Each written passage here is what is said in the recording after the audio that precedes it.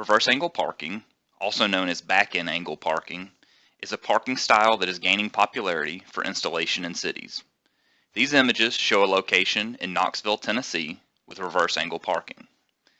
In contrast to traditional angled parking, which requires vehicles to pull into a parking space and then back out of the parking space, reverse angle parking requires vehicles to pull past the parking space and then back into the space.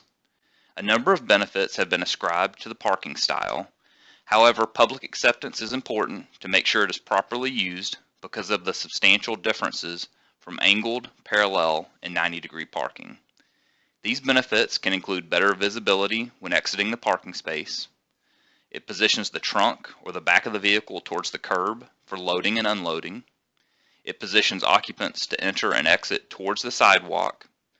It provides a higher capacity than parallel parking and is thought to be easier than parallel parking. We've developed a map to document the locations of reverse angle parking, and if you know of any locations that aren't shown on this map, please let me know in the comments below and I'll add them to the map.